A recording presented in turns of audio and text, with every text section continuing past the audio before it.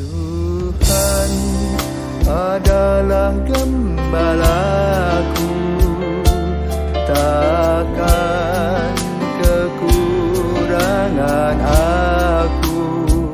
Saudara-saudara yang terkasih, selamat pagi. Salam jumpa lagi dalam Sabda Siap Saji pada tanggal Selasa 11 April 2023. Sebelum kita mulai Sabda Siap Saji kita, marilah kita berdoa. Dalam nama Bapa dan Putra dan Roh Kudus. Amin. Allah Bapa Pencipta dan Penyelamat, Engkau telah memulihkan kami dengan perayaan Paskah. Bimbinglah kami dengan rahmat surgawi, agar kami memperoleh kebebasan sejati yang bergembira di dunia dan bersukacita di surga. Dengan pengantaran Yesus Kristus, Putramu, Tuhan kami yang bersama dengan Dikau dalam persatuan Roh Kudus, hidup berkuasa Allah sepanjang segala masa. Amin. Tuhan bersamamu dan bersama rohmu. Inilah Injil Yesus Kristus menurut Yohanes. Dimuliakanlah Tuhan. Yohanes bab 20 ayat 11 sampai dengan 18. Setelah makam Yesus kedapatan kosong, maka Maria Magdalena berdiri dekat kubur dan menangis. Sambil menangis, ia menjenguk ke dalam kubur itu dan tampaklah olehnya dua malaikat yang berpakaian putih, yang seorang duduk di sebelah kepala dan yang lain di sebelah kaki di tempat mayat Yesus terbaring. Kata malaikat-malaikat itu kepadanya, "Ibu, mengapa engkau menangis?" Jawab Maria kepada mereka, "Tuhanku telah diambil orang, dan aku tidak tahu di mana ia diletakkan." Sesudah berkata demikian, ia menoleh ke belakang dan melihat Yesus berdiri di situ, tetapi ia tidak tahu bahwa itu adalah Yesus. Kata Yesus kepadanya, "Ibu, mengapa engkau menangis? Siapakah yang engkau cari?" Maria menyangka orang itu adalah penunggu taman. Maka ia berkata kepadanya, "Tuan, jikalau Tuan yang mengambil dia, katakanlah kepadaku di mana Tuan meletakkan dia, supaya aku dapat mengambilnya." Kata Yesus kepadanya, "Maria." Maria berpaling dan berkata kepadanya dalam bahasa Ibrani, "Rabuni," artinya guru.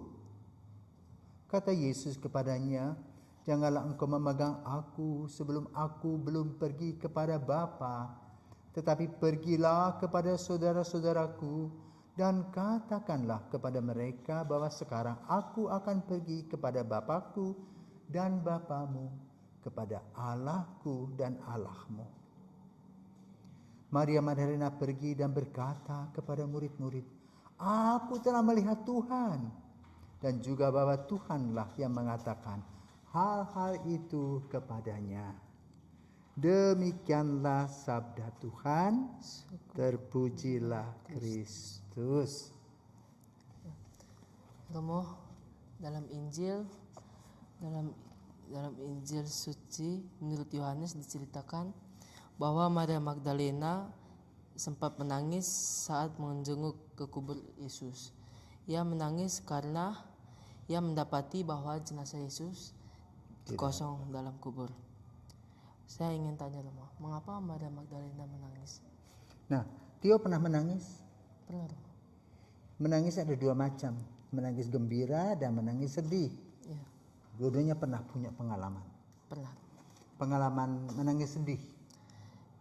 Pengalaman menangis sedih yang saya pernah alami, saya pernah menangis sedih karena saya kehilangan sosok kakek dan nenek dari ibu saya. Sedangkan dari menangis gembiranya, saya selalu naik kelas Romo. Saya tidak pernah tinggal kelas. Oke, terima kasih. Oke.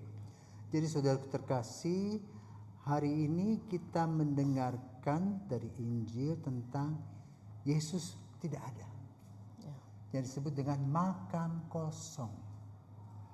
Diceritakan oleh pengarang Injil, ada beberapa tokoh di sana. Satu, Maria Magdalena.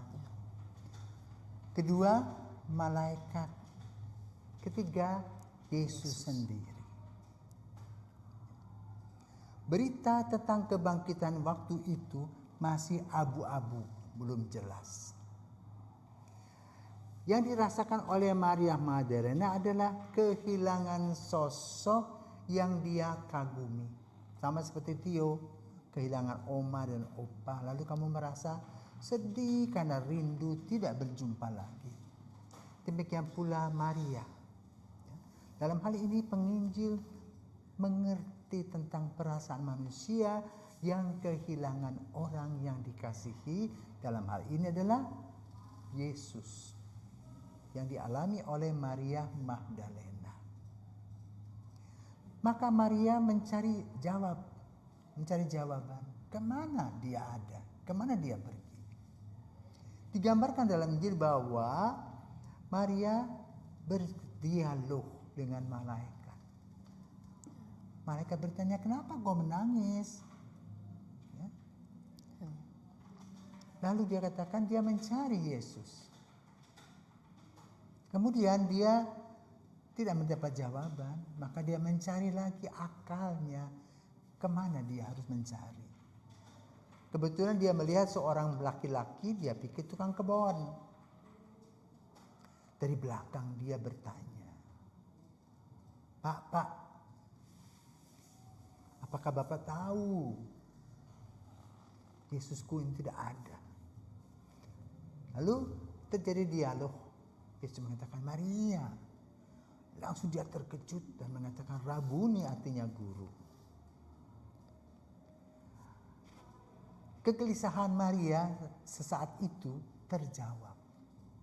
Karena dia bertemu dengan Yesus. Dan dia ingin memeluk Yesus, dan apa yang dikatakan oleh Yesus?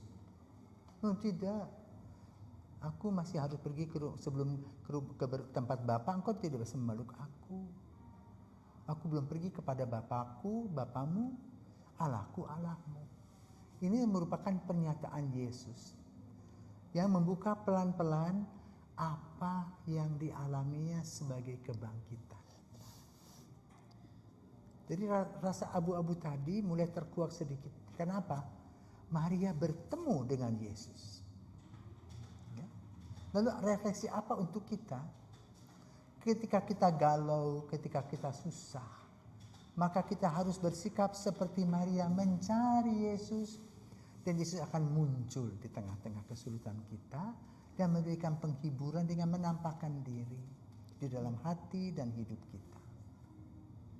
Maka berita kebangkitannya abu-abu itu mulai terbuka, terkuak pelan-pelan. Maria sudah mendapat jawabnya, bertemu dengan Yesus. Itulah dunia baru bagi Maria. Hidup yang baru bagi Maria itu apa? Berjumpa dengan Yesus yang sudah wafat dan hidup kembali. Kita pun juga diberikan kesempatan oleh Yesus untuk terus mencari dan bertemu dengan Dia. Bila kita bertemu dengan Yesus, maka itulah solusi yang kita hadapi dalam menghadapi masalah.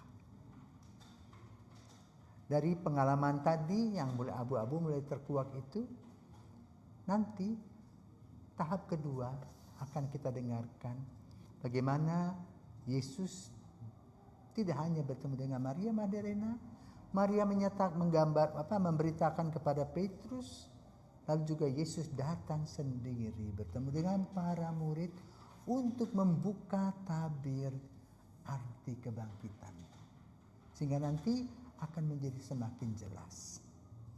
Ya. Maka kita perlu mengimaninya. Mari kita datang kepada Yesus agar kita mempunyai pengalaman seperti Maria, berjumpa dengan Yesus secara pribadi.